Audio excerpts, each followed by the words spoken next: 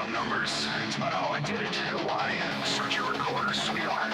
I'm sure you are. Born with a grin in the head full of odds. I planned every step, every stream, every shot. String hands, cold point schemes. Build my island on ashes and dreams. Sky navigate, he never knew. The shoe was rigged and the sky turned blue. Watched him fall like a prayer to now one sword, laughing as he died. All of this is my murder born. Names in blood, no return. Very deep, can't ignore. Feed the pigs, this is war. This is my murder born. Stories told in guts and corn. Every page a silent scream of still the king of this dream. From the alley floor, you begged for food, I gave him more. A week of steak and silverware that sealed the door with cold dead air. Let him rot for 7 days, let him rot in his own decay. Clutch for help, but I just smiled. Watch the hunger reap the child. Down the stairs, raided my set, then down he fell. His bones all bent, choked him slow. Told him why, wasted my kindness, now die. This like murder porn. Plastic bags and sledgehammer thunder. Crack the bone, grind it under. Ziploc tones riddled with names. Built my island on ashes and dreams. This is my murder porn. Every soul a twisted spore. Confessions dressed in white attire. Smiles that hide the razor wire. This is my murder porn. Final breath, the last resort. Pull up a chair, record the pain. Repeat the name, repeat the name. They think I'm insane. I just think I'm better. You wanted truth for a little while. So then the real rage. So I watch out, there is none. The game's not over, it's just begun. Voices whisper, demons sort of fall through my murder report. This is my murder report.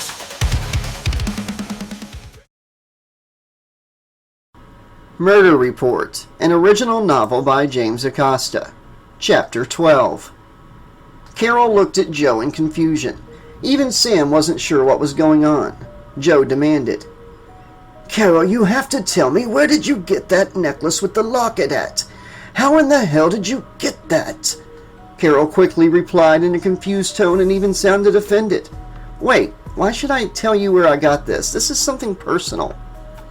Joe, in a similar state, continued, "I only ask you because I swear to you, your necklace and that locket are the exact same ones Brenda had. The picture inside the locket, it's the exact one she handed to me the day I murdered her. I'm telling you the truth. The picture of her and her daughter is the same as the one in yours." He sounded stunned.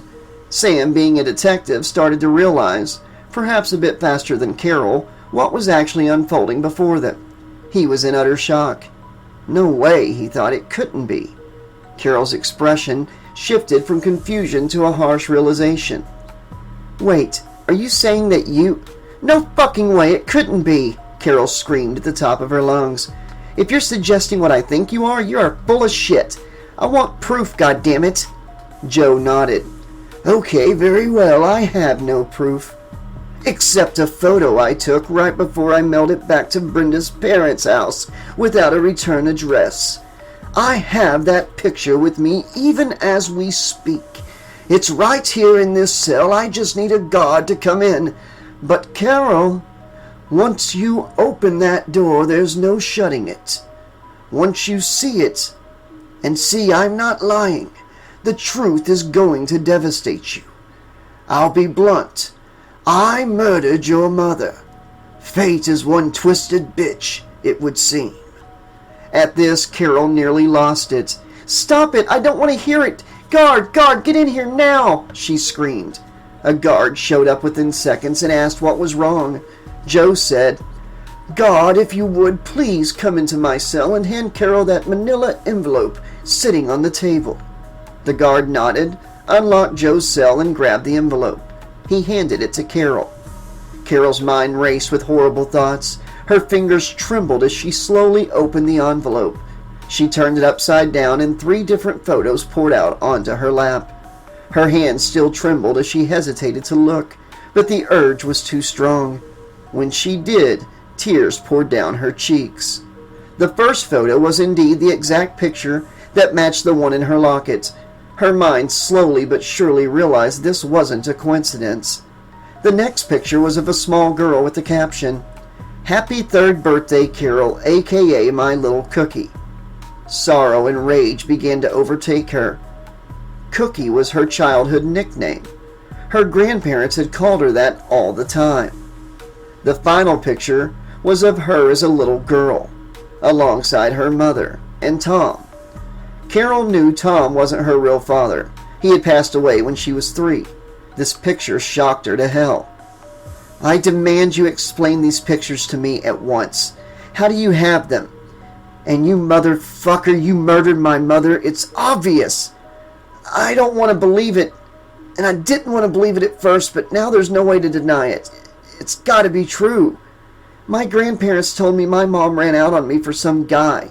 She just went on a date and left me at their house. They didn't know anything about the man. No name, no address, no phone number. She kept her life private. All of this can't be disputed." Carol was so angry she was about to give Joe another earful, but she went silent. She stared off into space. Sam turned back to look at her, confused. Carol walked up to the cell door and placed both hands on it. She somehow ripped the cell door off with ease and tossed it behind her like a rag doll. Sam dodged out of the way to avoid being hit, stunned. "Carol, how in the hell did you just do that?" Sam shouted. Carol didn't respond. Her eyes pierced straight through Joe. When she spoke, it wasn't her voice. It was Melanie's. "Come on, Joe," Melanie said. "I'm busting you out of here. We'll run away together and spend the rest of our lives together." She bent forward and picked Joe up off the floor. Sam, still in shock, couldn't move. It took a few seconds for him to snap back to reality. "You took over Carol's body again?" Sam said. "You are truly an evil bitch. Just leave her alone and let us be, damn it." Melanie helped Joe up and turned to Sam with a sinister smile. "Sorry, Sam. That won't be happening." They walked past Max, still passed out in the wheelchair.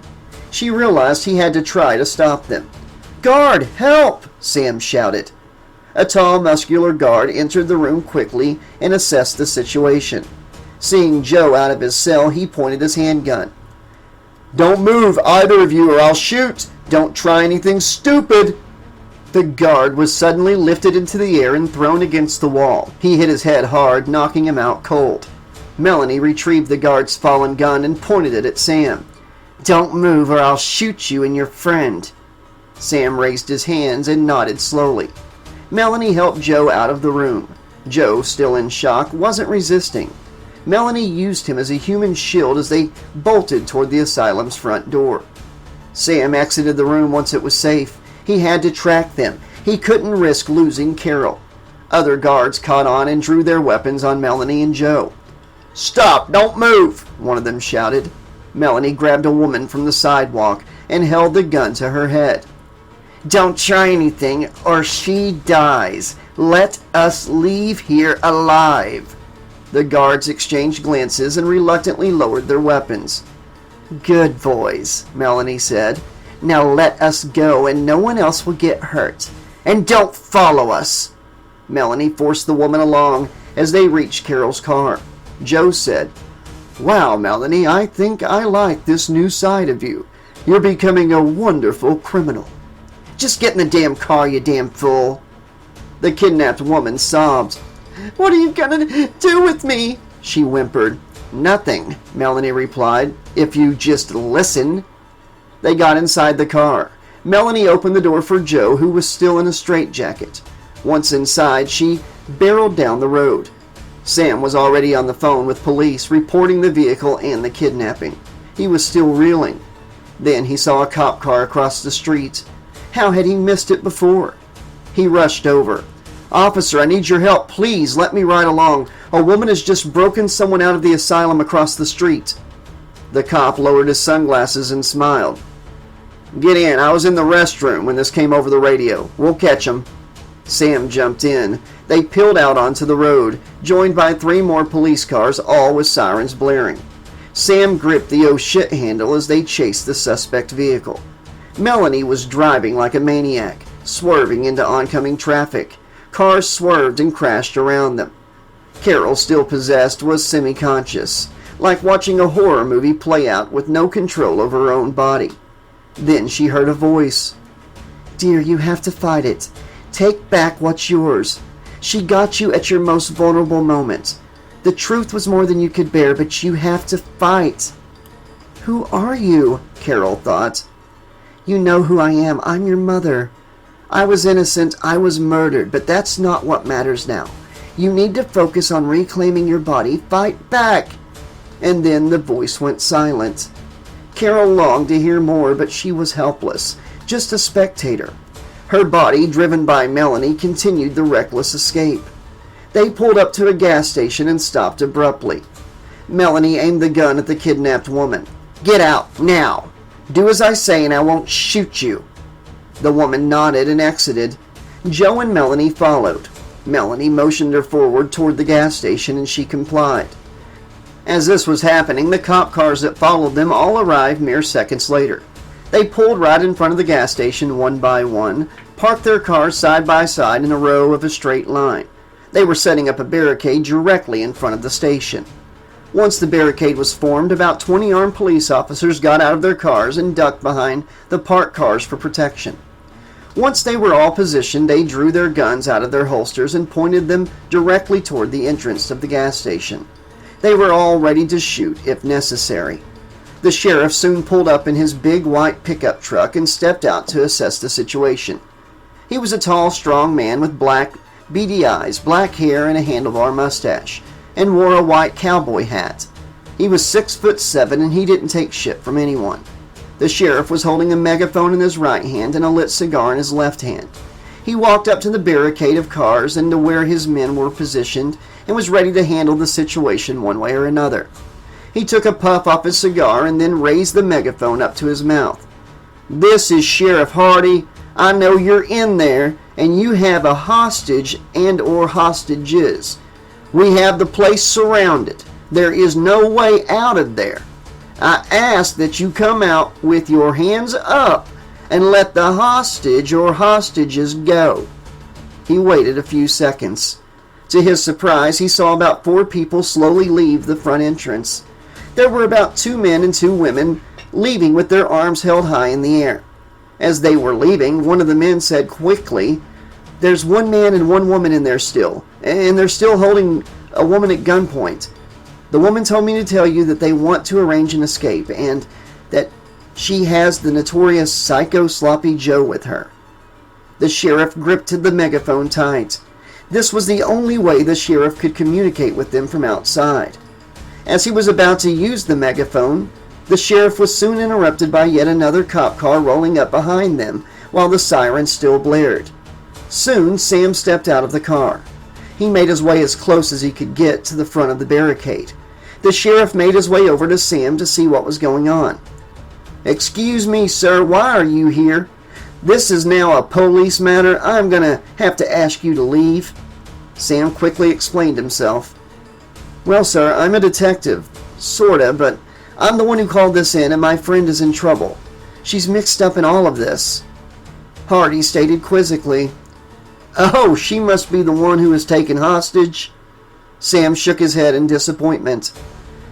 "She's the one who led you guys on a chase. She's the one who broke Joe out," he replied. "Well, my friend, I have some bad news for you. Your friend is most definitely in a hell of a lot of trouble." As the sheriff was carrying on, a bunch of news vans started to pull up right along the parked police cars. Several new reporters all poured out of them and made their way over to Sam and Sheriff Hardy. They were all gearing up to go with their microphones and camera crews in place, and they started rolling. This clearly upset Hardy. "God damn it, get them out of here right now. This is the last thing I want to deal with," he said while pointing his finger over at the press. His men looked at him and then back at the press. One officer shrugged and said, "It's no use, sir. There's so many of them, we can't clear them all out." Hardy folded his arms like a small child in protest and then urgently said, "Well, shit fire. Then we need to focus back on the situation at hand. Someone needs to deliver a cell phone to them so we can try to talk to them and convince them to come out." As the situation going on outside was ugly, so was the one inside. Melanie, still possessing Carol's body, hesitated as to what she was going to do next. She wanted to run away with Joe and be happy with him forever. However, she also knew that she could only possess Carol's body for hours at a time. Melanie supposed that she was going to try and convince Joe to keep Carol a prisoner forever so that she could possess Carol when she had to. As Melanie was thinking about all this, she wasn't paying too much attention to what Joe was doing at all. She was distracted trying to keep the woman that she had kidnapped from escaping and trying to keep her quiet. Joe made himself at home. He helped himself to a few bags of chips, some water and beer, and even some soda. He ate several candy bars. Joe had been making up for some lost time with all of these wonderful things. Once he had his fill of those, he soon returned to focus onto the cops that were outside. He chose to ignore them ever since they arrived. Joe wasn't planning on trying to escape and being on the run, much like Melanie thought they would be. For him, he was actually just enjoying being free for once, even if it was just for a little while. Joe walked over to Melanie and he gave her a quick smile and said, "Well, dear, you know we aren't going to be able to make it out of here. We either get arrested or we'll die. Well, I mean, Carol's body will die and I'll more than likely die as well. I suppose it depends on how we handle this situation on our end." Melanie, still holding a gun up to the kidnapped victim's head, just looked over at him. He continued, "I'm sorry, but I don't see many options that we have left. I am so bored." He raised his right hand to cover his yawning mouth. "Well, Joe, just hang in there. I'm thinking we can make it out of here. I just know we can," Melanie said. "I also need to tell you that when we do, I need you to tie Carol up or keep her held hostage. If you don't, she'll escape and it'll be harder for me to find you. You see, I can only possess people for small periods of time. I still have maybe about 20 minutes left. I'll need to recover before I can use my powers again." Carol was still listening to all of this. She figured if she had a small window to get her body back, that was perfect. She could regain control and then she could find a way to get out of this situation permanently. Or at least that's what she hoped. "Well, Joe, I know that you're so smart. We need to find a way out of here now. I won't have any time left soon," Melanie said in an urgent tone. "Well, Melanie, the truth is I am very, very bored, and I feel like we've had our fun," Joe replied. "I see that you're holding that hostage with a gun to her head. To be honest with you, I haven't killed in so very long, and I have never used a gun before. I always thought they were just too quick and boring." As Joe was saying this, the woman who was kidnapped screamed louder and whimpered in fear. She felt like her life was about to end any moment. "I pretty much want to just get this over with," Joe said. "I want to have one final hurrah, one final kill before those bastard cops outside come in here and bust us. So please, Melanie, please hand over the gun. I want to shoot her and make her suffer. I'll shoot her in the feet first and then her hands, and then maybe I'll shoot her in the legs next." Their kidnapped victim screamed even louder. Melanie looked at Joe with a small, grim smile on her face. "Well, baby, you know I was hoping to use her as some leverage. If she's dead, then we have nothing else to get us out of here." This was when Joe lost his temper. "Look here, you dumb bitch! It's like I just told you, we're not getting the fuck out of this. It was fun while it lasted. Now it's over. Hand over the goddamn gun." Melanie hesitated for a second, debating on handing the gun over to Joe. It was at this very moment that Carol realized in horror what was possibly about to happen. She couldn't allow it, as it would be her who would be blamed for being an accomplice to murder. Carol had to stop this from happening, and fast.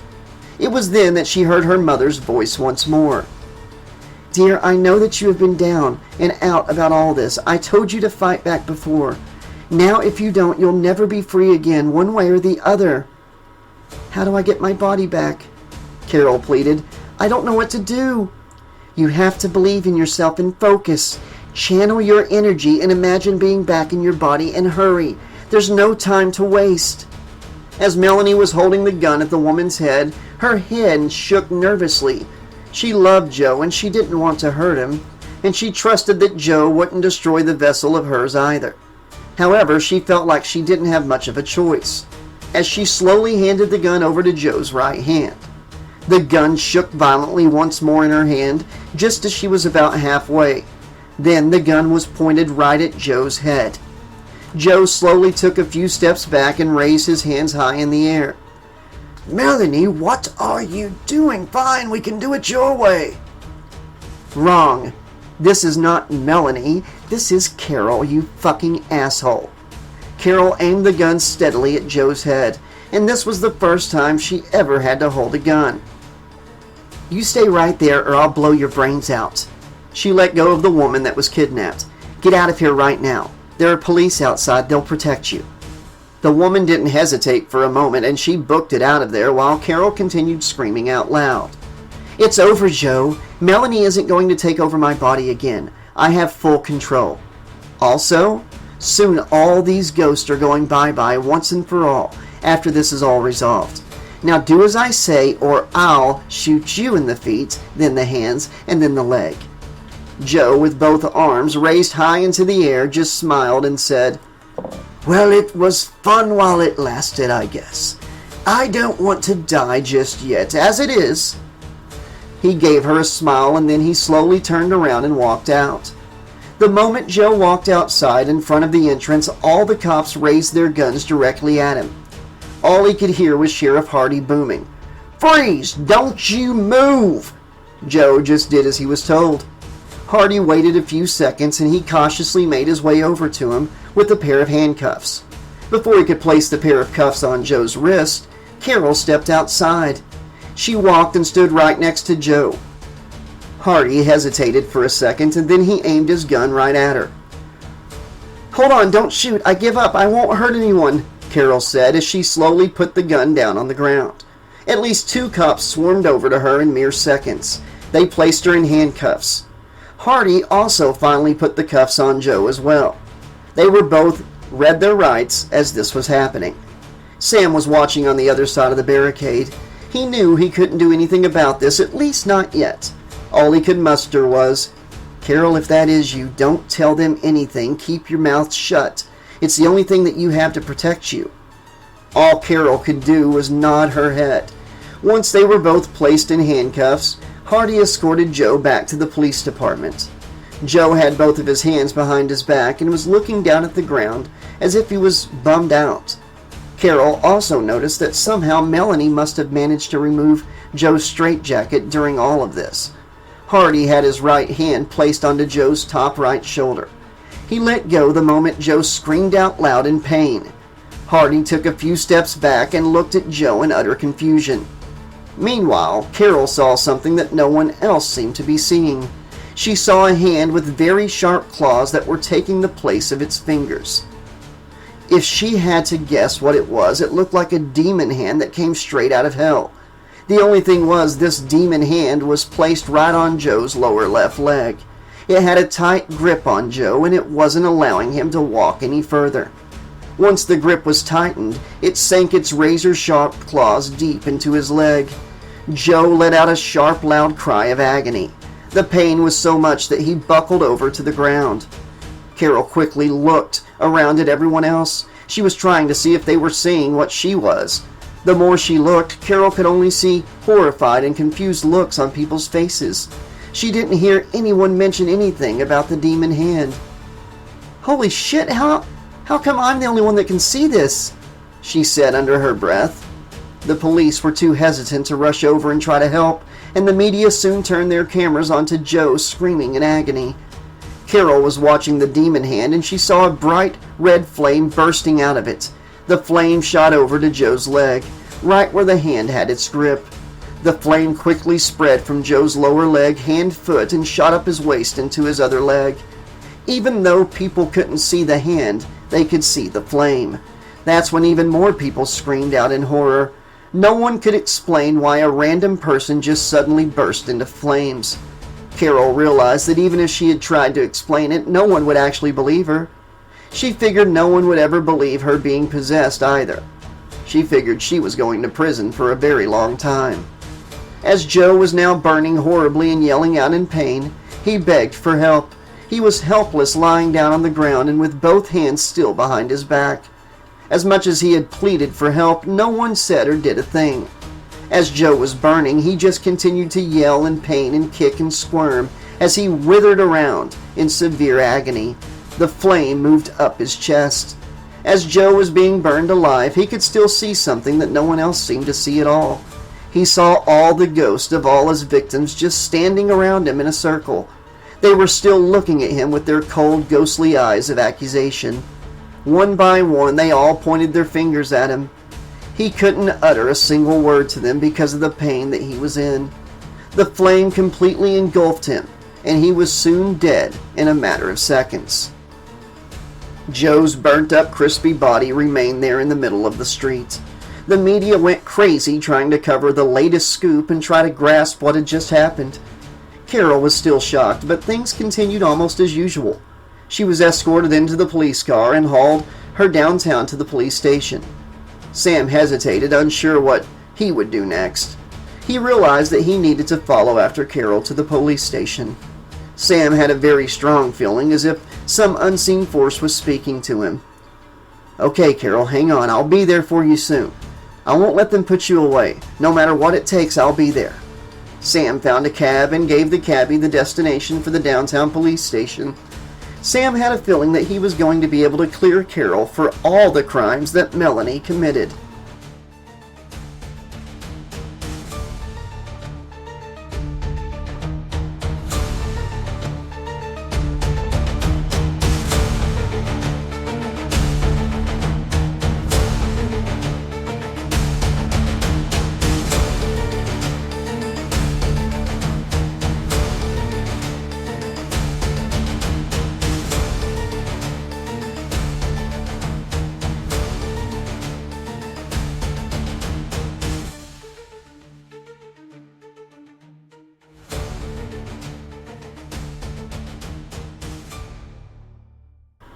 Epilog.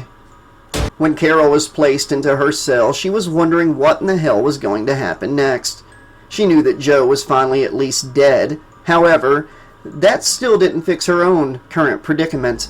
She didn't realize that she was going to have all of her answers solved soon. What she didn't know was that Max and their boss, Randall, had shown up to the front office of the police station. While all of the horrible events had occurred, poor Max was still left alone at the asylum. When he finally came to from being knocked out, he was very confused as to what was going on.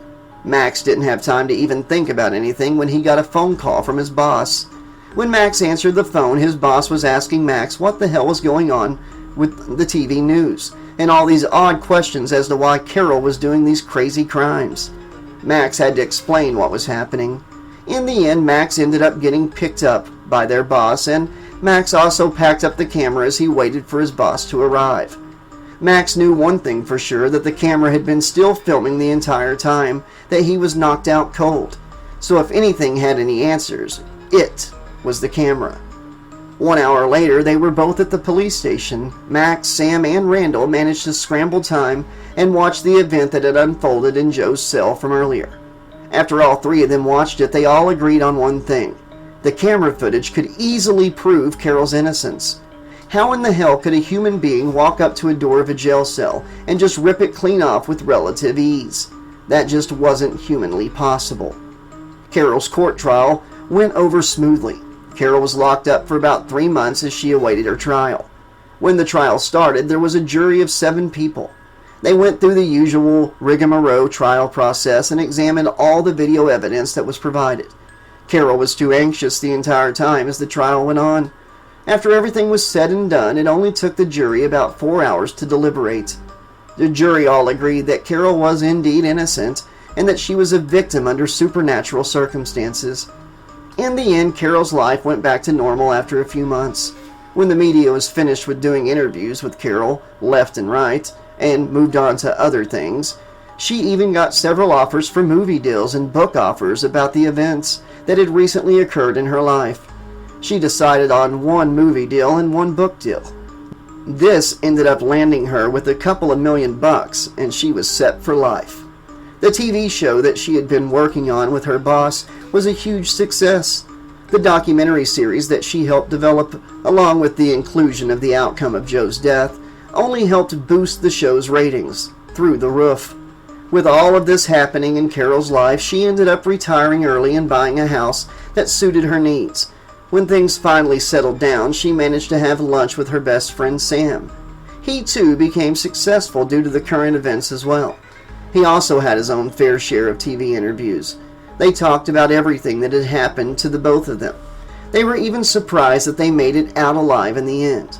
They even laughed and joked about some of the things.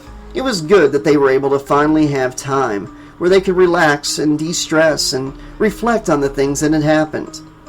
When they finally ended their lunch, Sam's cell phone rang, and he answered it quickly. "Sorry, my phone has been blowing up a lot lately," he said in a hurried tone. "So many people calling me and asking me if I could investigate possible paranormal situations and, that sort of thing." Sam answered the phone. "Hey there, how are you?" he asked calmly. Sam listened for a little bit and he said, "Okay, text me your address and I'll be there as soon as I can."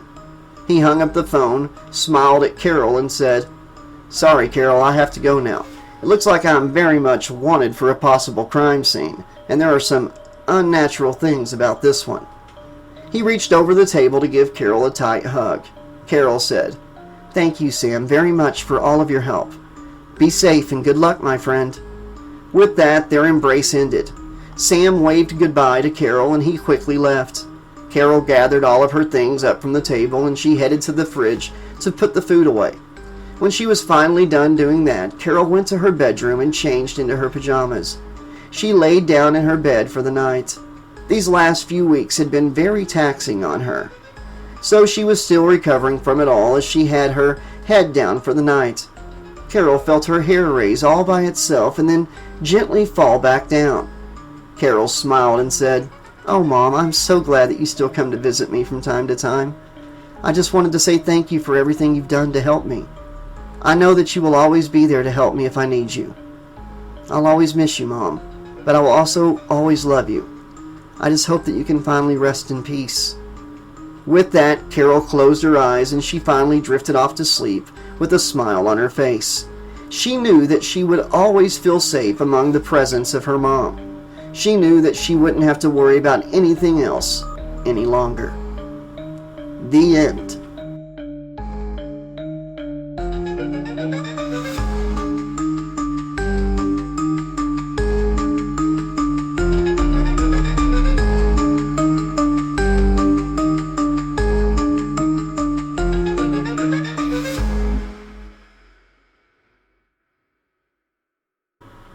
Okay, Slash-a-Holics, this has been Murder Reports, the original novel by James Acosta.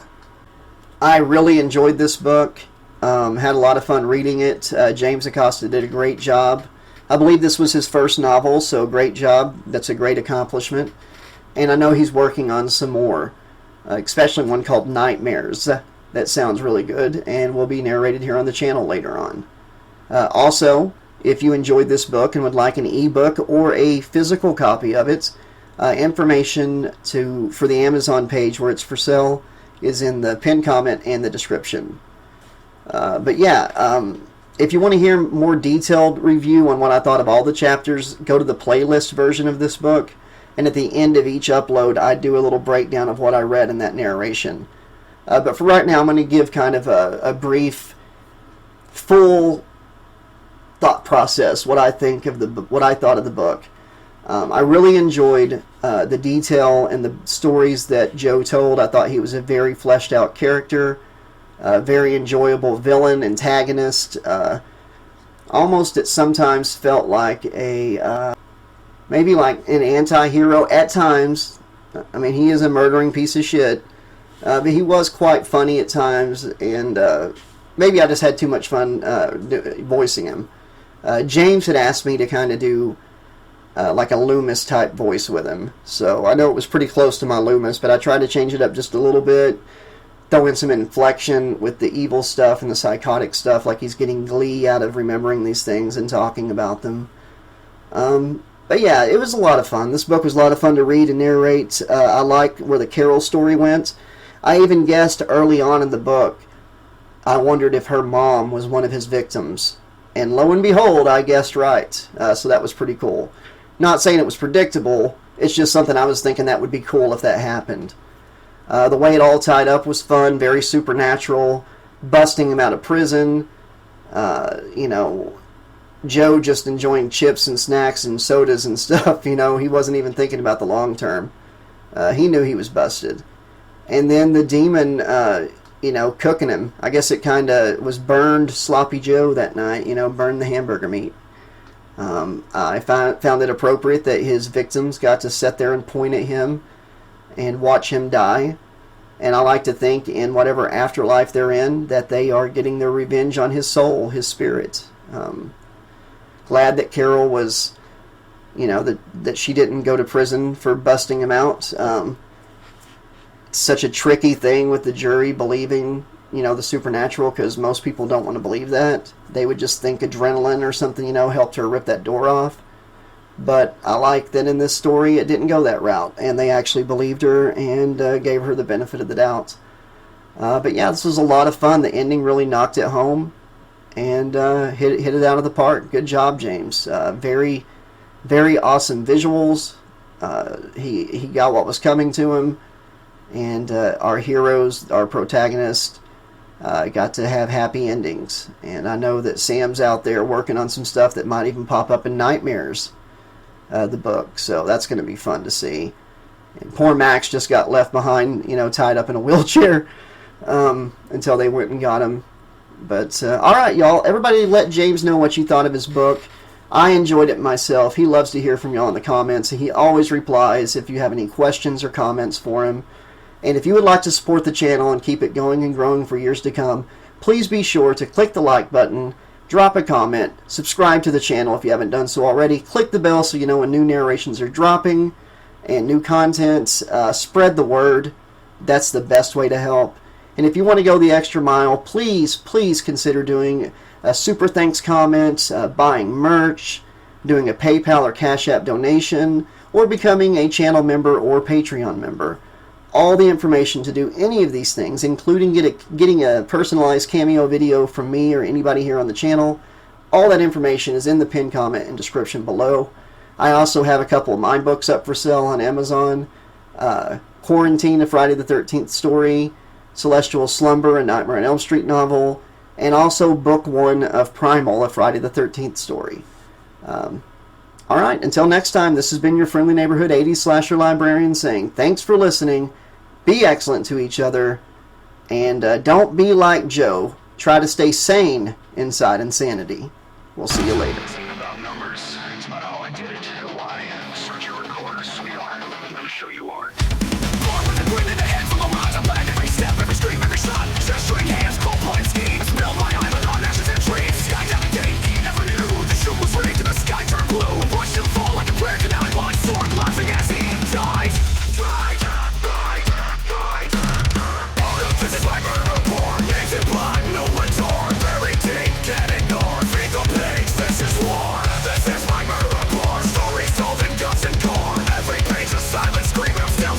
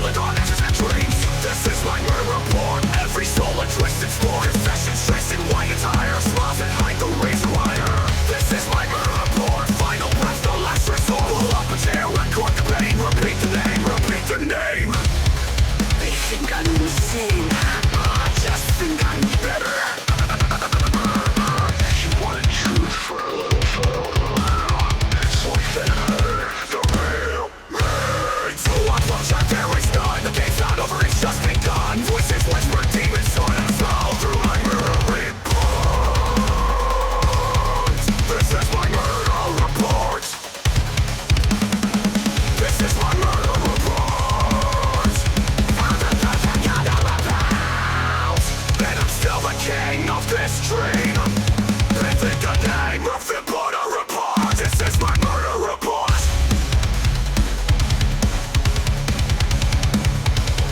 This is my murder report. This is my murder report.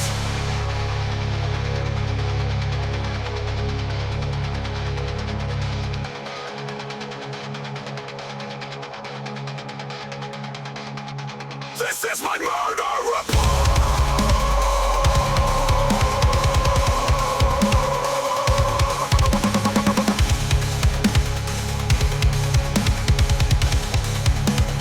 This is my murder report.